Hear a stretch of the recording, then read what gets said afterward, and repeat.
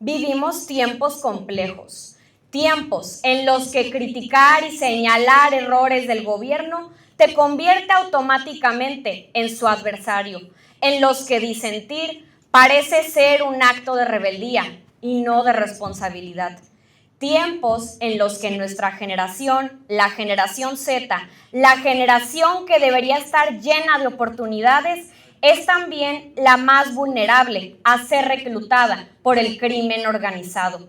Tiempos en donde se violentan jóvenes en marchas, donde se le exigen resultados al gobierno, en donde el gobierno no quiere reconocer la crisis de desaparecidos que hay en México. Tiempos en los que se prefiere no salir a votar, donde muchos jóvenes han dejado de creer en la política porque sienten que todos son iguales. Y de los pocos jóvenes que votan, al igual que todo el país en su mayoría, termina votando por el candidato menos peor, no por el mejor perfil. Y esa resignación, ese desencanto, es quizás uno de los mayores riesgos que enfrentamos, porque cuando nos alejamos de la política no desaparece. Se queda en manos de quienes sí quieren el poder, pero no necesariamente para servir.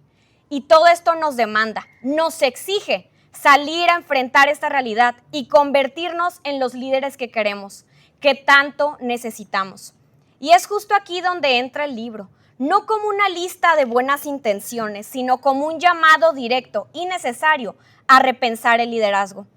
Cuando empecé a leerlo hubo algo que me atrapó desde el inicio, la idea de un liderazgo humanista, pero no desde la perfección, no desde la idealización casi inalcanzable que vemos en muchos discursos, sino desde la humanidad misma.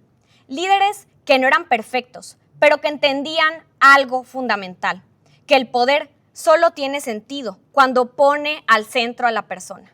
Y eso, hoy en día, es profundamente revolucionario.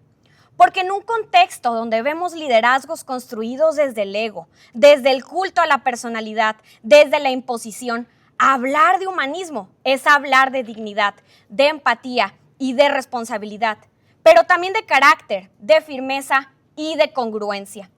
Quiero compartirles la historia de un líder que el libro me hizo recordar, la historia de Francisco Villarreal, un líder juarense, de donde soy originaria.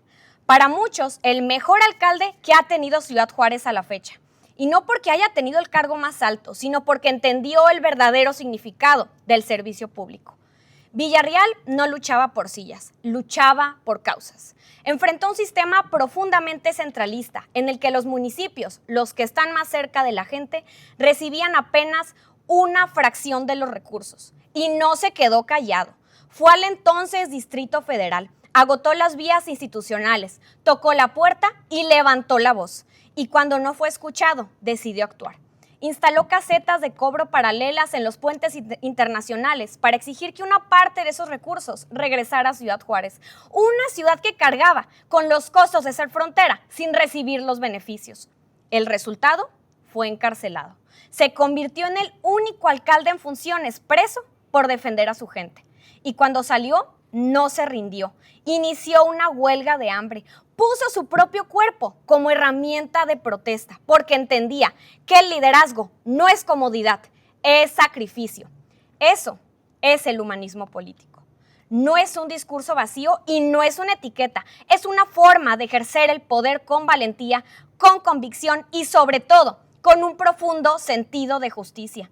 Y aquí quiero detenerme en algo importante. No todos los líderes humanistas son políticos y no todos los políticos son líderes humanistas. Ser líder humanista no depende de un cargo, depende de una decisión. Depende de cómo respondes cuando pierdes, de si te mantienes firme en tus principios o si los negocias por conveniencia, de si entiendes que un cargo no es un fin en sí mismo, sino un medio para transformar la realidad. El libro nos plantea reglas que más allá de ser un consejo, deberían ser requisitos para cualquiera que aspire a influir en la vida pública. Solo el ejemplo transforma. Y esto es clave porque la ciudadanía ya no cree en discursos, cree en acciones, cree en coherencia, cree en lo que ve, no en lo que se promete. Desde el primero hasta el último, todos son tu responsabilidad. Esto rompe con la lógica de la indiferencia, nos obliga a entender que liderar no es solo tomar decisiones desde arriba, sino hacerse cargo de las consecuencias, de las personas y de cada historia que se cruza en el camino. Algunos dicen que el poder es para poder, y sí, es para poder servir. Entiende la trascendencia del cargo, porque cuando alguien ocupa una posición de liderazgo, no está tomando decisiones aisladas, está impactando vidas, está definiendo futuros y está marcando generaciones. La persona se ve en el trato a los demás, y aquí es donde se revela el verdadero carácter, no en los discursos públicos y no en las cámaras, sino en lo cotidiano, en lo pequeño, en cómo tratamos a los demás.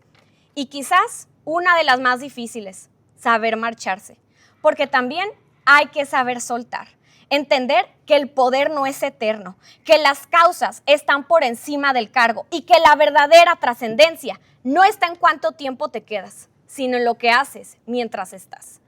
Hoy frente a ustedes quiero ser muy clara. México no necesita más espectadores, no necesita más críticas sin acción. México necesita líderes, pero no cualquier tipo de líderes. Necesita líderes humanistas, líderes que no se conformen, líderes que cuestionen, que incomoden, que propongan, líderes que entiendan que el cambio no viene de arriba, viene de quienes deciden involucrarse. Porque cada generación tiene un momento en el que debe decidir si va a ser espectadora o protagonista de su propia historia. Y ese momento es ahora. No podemos seguir esperando a que alguien más arregle lo que está mal. No podemos seguir diciendo que así es la política como si fuera una condena inamovible. La política es lo que hacemos de ella. Y si hoy nos parece lejana, corrupta o ajena, entonces la respuesta no es alejarnos, es transformarla. Involucrarse da miedo. Claro que da miedo. Implica exponerse, equivocarse y ser criticado, pero también implica tener la posibilidad de cambiar realidades. Y al final del día, esa es la diferencia entre quienes observan las historias y quienes las escriben. Y déjenme preguntarles algo para que lo reflexionen. ¿Cuántas veces han dicho, la política no me interesa? ¿Cuántas veces han pensado que no vale la pena involucrarse? ¿Cuántas veces han preferido observar desde lejos, criticar desde redes, pero no dar un paso al frente? Esto no es un juicio, es la realidad. Pero aquí está el problema. Mientras los buenos se hacen a un lado, alguien más está ocupando ese espacio. Y ese alguien está tomando decisiones por ti, por tu familia y por tu futuro.